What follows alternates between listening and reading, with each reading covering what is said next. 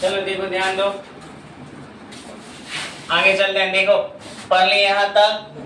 तीन घात त्रिघात बहुपद का अधिकतम घात कितना होता है? 3। अब देखो इसका व्यापक रूप पढ़ते हैं। पूछा जाएगा कि त्रिघात बहुपद का व्यापक रूप क्या होता है? व्यापक रूप तो बताओ क्या होता है? वो ax³ plus bx² plus cx plus d, जहाँ a is not equal to 0, यानी इसका व्यापक रूप होता है ax³ plus bx² plus cx plus d। त्रिघात बहुपद का व्यापक रूप पूछता है, पूछेगा इनमें से कौन त्रिघात बहुपद का व्यापक रूप है? तो याद रखना ax³ plus bx² plus cx plus d। cx plus क्या होता है? d होता है। क्या होता है? d। अब चलते हैं इसका शून्यक के। बताओ इसका घात कितना है? 3। तो शून्यक कितना होगा? 3।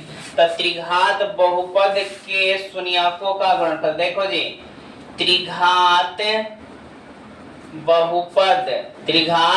बहुपद के शून्यकों का योगफल, शून्यकों का योगफल पूछेगा। यानी इसको 3 गो है तो इसका नाम देते हैं, एगो अल्फा, एगो बीटा, एगो गामा। यानी पूछेगा कि त्रिघात बहुपद में alpha plus beta plus gamma के लिए फॉर्मूला क्या होता है? तो -b/a। अगला कहेगा कि त्रिघात बहुपद के शून्यकों का गुणनफल बताओ। क्या बताओ? गुणनफल। यानी कि alpha into beta into gamma, तो -d/a होता है। क्या होता है? -d/a। अगला दो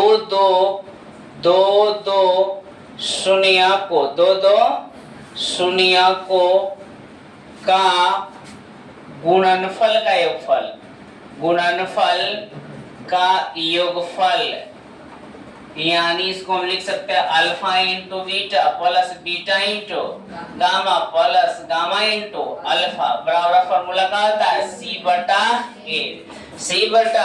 होता है। क्या होता है? c/a। ध्यान से देखना, इसका व्यापक रूप ax³ plus bx² plus cx plus d, ax³ plus bx² plus cx plus d। उसके बाद देख लेना है शून्यकों का योगफल कहेगा, यानी alpha plus beta plus gamma, तो फॉर्मूला -b/a। अब त्रिघात बहुपद में शून्यकों का गुणनफल यानी alpha into beta into gamma, तो फॉर्मूला क्या होगा? -d/a। उसके बाद alpha into beta plus beta into gamma plus gamma into alpha बराबर फॉर्मूला क्या होता है? c/a। अब नोट करके देखो, ये लिख लेते हैं। नोट में लिखेंगे त्रिघात बहुपद में। किस बहुपद में? त्रिघात बहुपद में। बताओ त्रिघात बहुपद में इसका व्यापक रूप क्या पढ़े हम लोग? ax³ plus bx² plus cx plus d, यही ना पढ़ा गया हो? ax³ plus bx² plus cx plus क्या होता है? d। अब यहाँ से लिखेंगे कि x³ के गुणांक को a कहते हैं। क्या कहते हैं? a कहते हैं। x³ के गुणांक को क्या कहते हैं? a। उसके बाद x² के गुणांक को b कहते हैं। क्या कहते हैं? b कहते हैं। उसके बाद लिखेंगे यहाँ से कि x के गुणांक को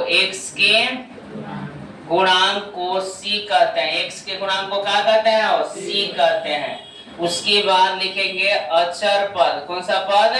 अचर पद को d कहते हैं। अचर पद को d कहते हैं। अचर पद को क्या कहते हैं? d।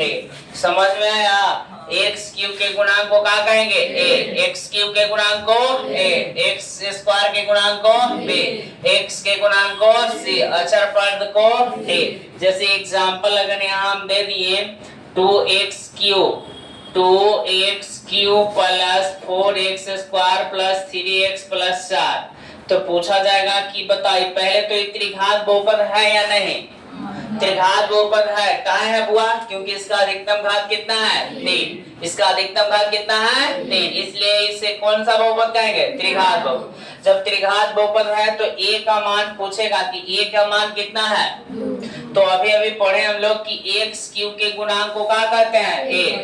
x क्यूब के गुणांक को क्या कहते हैं? a। अगर आपसे कोई पूछे कि c का मान बताओ, c का मान, देखो c की क्या कहा गया है कि x के गुणांक को c कहते हैं, तो x के गुणांक कितना है? 3। अगर आपसे कोई कहे कि b का मान बताओ 4, उसके बाद कहा जाए कि d का मान बताओ 4।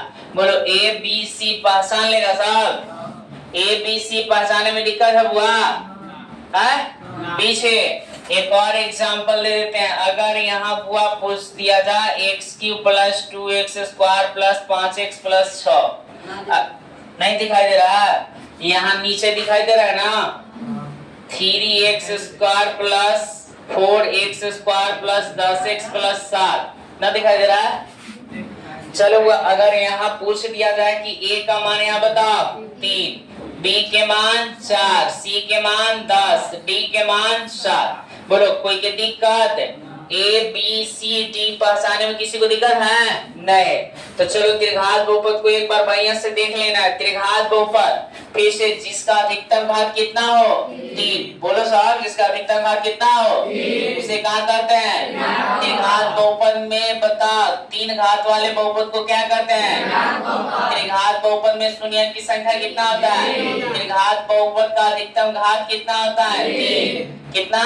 3। त्रिघात बहुपद का व्यापक रूप ax cube plus bx square plus cx plus d, जहाँ h not equal to 0। Alpha plus beta plus gamma बराबर alpha plus beta plus gamma बराबर alpha into beta into gamma बराबर alpha into beta into gamma plus gamma into alpha बराबर। बता यहाँ त्रिघात बहुपद का व्यापक रूप ax cube plus bx square plus cx plus का होता है d। x क्यूब के गुणांक को क्या कहते हैं? x स्क्वायर गुणांक को, x के गुणांक को अचर पद, x क्यूब के गुणांक को, x स्क्वायर गुणांक को, x के गुणांक को अचर पद को क्या कहते हैं? d। अचर पद को क्या कहते हैं? d। क्या कहते हैं? d। अब यहाँ पर एक और फॉर्मूला इस चैप्टर में है, बुआ पूछा जाएगा आपसे कि द्विघात समीकरण का सूत्र बता। द्विघात समीकरण का सूत्र बताना है। तो फॉर्मूला होता है x square minus alpha plus beta into x plus alpha into beta बराबर 0।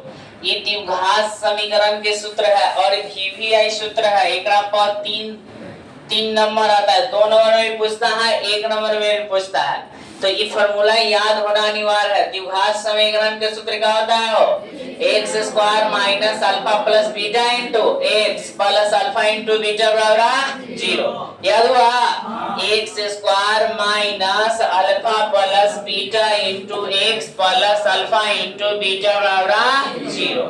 X square minus alpha plus beta into x plus alpha into beta बराबर alpha plus beta plus gamma बराबर alpha plus beta plus gamma बराबर alpha into beta into gamma alpha into beta plus beta into gamma into alpha बराबर x cube के गुणांक को, x square गुणांक को, x के गुणांक अचर पद 3 घात वाले बहुपद को त्रिघात बहुपद की शून्य, त्रिघात बहुपद में अधिकतम घात 3, अधिकतम घात 3, अधिकतम घात 3। द्विघात समीकरण के सूत्र